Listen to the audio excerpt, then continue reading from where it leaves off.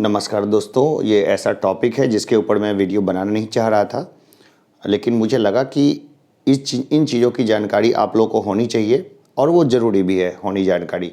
अभी आपने देखा होगा, पढ़ा होगा और सुना होगा कि अल अहली जो एकमात्र और बड़ा हॉस्पिटल था गज़ा के भीतर में, उसको बम से उड़ा दिया गया और उसमें रिपोर्ट्स बताती है कि 500 से ऊपर और 1000 के आसपास जो लोग हैं उसमें मारे गए।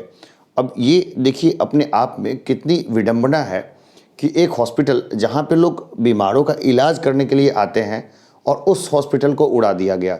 लेकिन अब देखिए ये जो हॉस्पिटल उड़ा दिया गया, उसको उड़ाने के पीछे कौन है या क्या है, इसकी न कभी ठीक से जांच हो पाएगी, निष्पक्ष न ही निकल के ये सामने आएगा। और जहाँ तक ज़्यादातर जो शक की सुई घूमी हुई लगती है, वो लगती है इजराइल के ऊपर में कि इजराइल ने ही इसको उड़ा दिया है। वैसे इजराइल कभी इस बात को स्वीकार करे, इतनी हिम्मत अब इजराइल में भी लगता नहीं है कि बची है, क्योंकि इजराइल अगर उस हॉस्पिटल को उड़ाने की बात अगर स्वीकार कर लेता है तो वो स्टेट स्पॉन्सर्ड टेररिस्ट वाला जो श्रेणी है उसके भीतर आ जाएगा और कई देशों के ऊपर प्रेशर पड़ जाएगा कि इजराइल को बैंड करे अपने यहाँ। और इसके अलावा अगर ये हमास और उसके लोगों ने इस अस्पताल को उड़ाया है, जिसकी चांसेस बहुत कम है, तो एक तरीके से ये भी उनकी ताबूत में आखिरी कील साबित होगा। देखिए कभी भी लड़ाई किसी के भी बीच में हो, कभी भी पिसता कौन है? पिसता हमेशा आम आदमी है। एक कॉमन मैन जो है ना, वो हमेशा पिसता है। एक आदमी जो गज़ा के भीतर में रह रहा है अपनी फैमिली के साथ, या फिर फ़िलिस्तीन के किसी और पार्ट में रह रहा है, या इवन वो आदमी रह रहा है इजराइल के भीतर में, उसकी पहली और आखिरी जो इच्छा होगी वो होगी शांति की, ताकि रोज़मर्रा के उसके जो काम हैं वो डिस्टर्ब ना हो। लेकिन यहाँ पर जो बड़े लोग हैं, जैसे आप देखिए कि इजराइल के प्रधानमंत्री हैं बेंजामिन नेतन्याहू को देख लीजिए, या जो इनके बड़े लीडर्स हैं, उनको प्रासंगिक होने का एक मौका मिल गया ये जो युद्ध है। क्योंकि अभी इजराइल के भीतर ही बहुत बड़ा जो है प्रोटेस्ट देखने को मिल रहा था, क्योंकि बेंजामिन नेतन्याहू के ऊपर में काफ़ी बड़े करप्शन के चार्जेस हैं। लेकिन हम लोग देखते हैं कि एक स्लाइट शिफ्ट हो गया, पूरे लोग जो है ना उनके पीछे खड़े हो गए, या पीछे खड़े रहनी उनकी मजबूरी हो गई। क्योंकि वो जो समस्या थी वो वहाँ पर जो है वो विकराल रूप धारण कर लिया गया। हम लोग देख रहे हैं वहाँ पर कितनी ख़राब हालत है ना। तो ये चीज़ें क्या दिखाने लायक नहीं है और ये दिखाई जानी भी नहीं चाहिए। और एक हॉस्पिटल को उड़ा देना एक सभ्य समय में, और हम लोग कहाँ जा रहे हैं इसको तो हम लोग कल्पना भी नहीं कर सकते हैं। और बहुत दुर्भाग्य की बात है, जब जैसे मैंने बिना नाम लिए हुए कल मैंने अपने सोशल मीडिया हैंडल से मैंने बताया कि अस्पताल का उड़ाया जाना दुखद, घृणा और ये सब चीज़ें कॉमन है। मैंने किसी को स्पेसिफाई नहीं किया था, करना भी नहीं चाहिए, क्योंकि ये तो पता ही नहीं है ना कि उड़ाया किसने है। और ज़्यादातर शक की सुई और जो नफ़रत की बातें की जा रही थी वो इजराइल की तरफ से की जा रही थी, बहुत ज़्यादा एक्सेस। उनके ट्विटर हैंडल्स देख लीजिए या उनके, लेकिन एक सबसे बेहतरीन जो चीज़ देखने को मिली, वो देखने को मिली जो इजराइल के बहुत सारे अखबार जो हैं वो बहुत निर्भीक होकर के और बहुत अच्छी रिपोर्टिंग कर रहे हैं, जिसमें बेंजामिन नेतन्याहू और उनके सैनिक चीफ को मानसिक रूप से दिवालिया बताने की बात हो, या फ़िलिस्तीन और गज़ा के लोगों के हक़ की बात हो, ये कौन उठा रहा है? इजराइल के अखबार यानी मीडिया। तो ये भी अपने आप में एक बहुत अच्छी बात है। और हम लोग देखते हैं कि कॉमन मैन जब कॉमन मैन के साथ खड़ा हो जाएगा ना, तो बहुत चीज़ बदलने का जो है वो चांस हो जाएगा। नहीं तो ये जो लीडर्स हैं, जो वर्ल्ड टॉप जो लीडर्स हैं, आप उनको देखिए। तो मैं एक रिपोर्ट देख रहा था, तो मुझे समझ में नहीं आ रहा था कि ये वर्ल्ड के टॉप क्लास लीडर्स हैं या प्लम्बर्स हैं। सही बात है कि जैसे अमेरिका के राष्ट्रपति का ये कहना कि गाज़ा में अब पानी की पाइपलाइन जो है वो बहाल हो गई है। अरे भाई, आप शांति लेके आओ ना। वहाँ पर G20 के देशों में सारे दुनिया के जो है हुक्मरान इकट्ठा हुए, वो क्या कर रहे हैं? एक छोटा सा एरिया है वो नहीं संभल रहा। फिर देखिए यूनाइटेड नेशंस के एंगल से देखिए तो यूनाइटेड नेशंस सिक्योरिटी काउंसिल है वो यहाँ पे अप्रासंगिक दिखता है। यूनाइटेड नेशंस की क्या भूमिका बची? एक छोटा सा जिसमें 1 करोड़ भी जहाँ की आबादी नहीं है, लाखों में आबादी है, उसको यूनाइटेड नेशंस नहीं संभाल पा रहा है। तो यूनाइटेड नेशंस सिक्योरिटी काउंसिल में भारत की परमानेंट सीट हो जाने के बाद भी भारत को इसका क्या लाभ मिलेगा? अमेरिका जैसा देश है वो इस तरीके से जो है अपना ले रहा है, स्टैंड ले रहा है, जो जस्टिफाइड स्टैंड नहीं लगता है। अब देखिए, हमास का रॉकेट हमले को कभी भी जस्टिफाई नहीं किया जा सकता, क्योंकि उसमें भी आम इजरायली लोग ज़्यादा हताहत हुए। लेकिन इजराइल ने जो पलटवार किया उसको भी बिल्कुल भी नहीं जायज़ ठहराया जा सकता है। और इजराइल जो पहले से कर रहा है वो तो बिल्कुल ही नाजायज़ है, क्योंकि फ़िलिस्तीन जिनका अपना मूल देश था उनको इस तरीके से काट के एक किनारे पे और दो किनारे पे खड़ा कर देना वो अपने आप में बहुत बेकार है।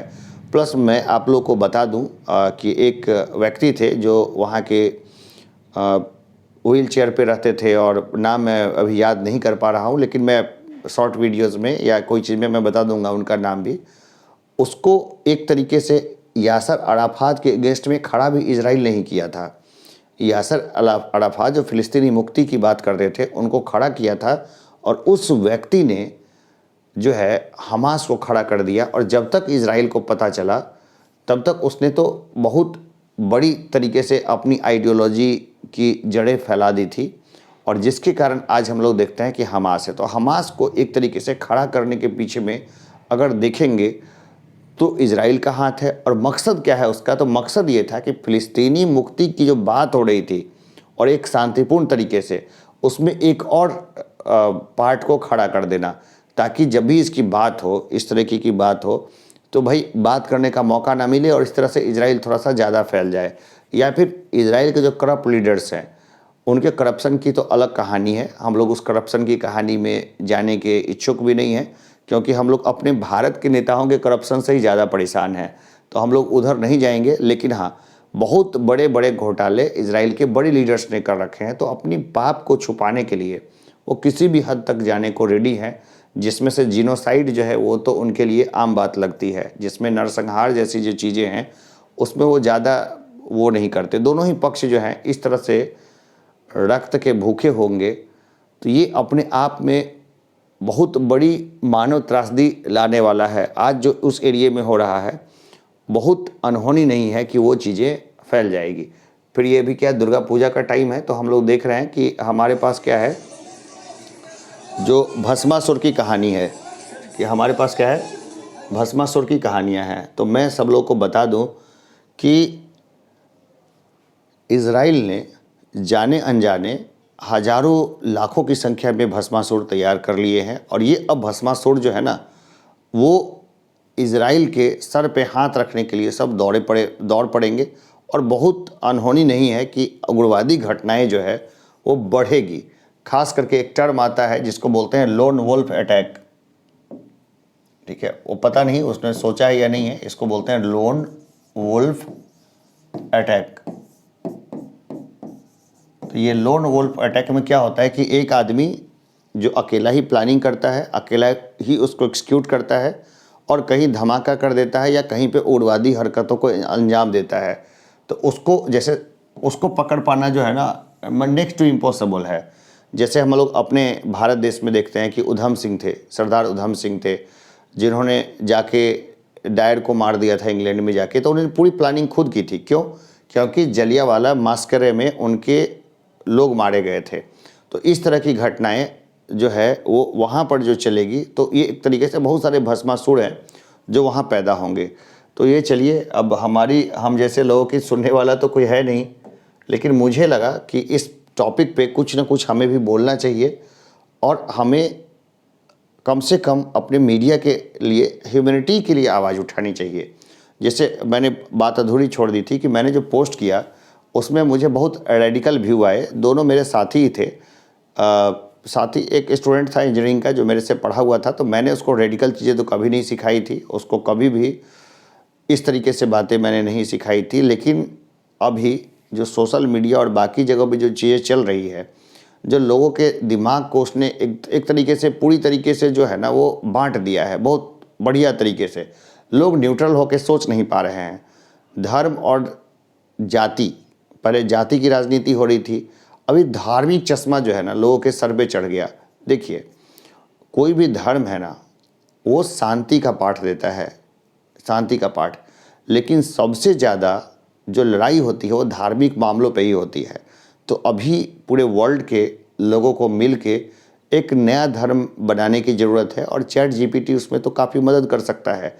ऐसे धर्म जिसमें सभी धर्मों की अच्छी-अच्छी बातें हों, ताकि एक वे ऑफ लिविंग का मामला भी रह जाए, क्योंकि धर्म क्या सिखाता है? एक वे ऑफ लिविंग सिखाता है।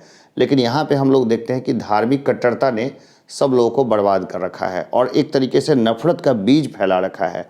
एक बच्चा जैसे ही पैदा होता है, लोग उसके भीतर में नफ़रत के बीज बोते हैं और उसको रेगुलर वे में खाद पानी दे करके उसको काफ़ी बड़ा कर देते हैं। तो इन सबों पे क्या है, प्रतिबंध जो है वो लगना तो अभी संभव नहीं दिखता है, लेकिन जो लीडर्स हैं, वर्ल्ड के लीडर्स हैं और जो बढ़िया जो धर्म गुरु हैं, उनकी इसमें कुछ जिम्मेवारी बनती है। चलिए अभी के लिए हम लोग इतना ही, देखते हैं कि आगे ये ह्यूमैनिटेरियन क्राइसिस कौन सा रूप लेता है और कहाँ तक जाता है। मिलते हैं एक ब्रेक के बाद।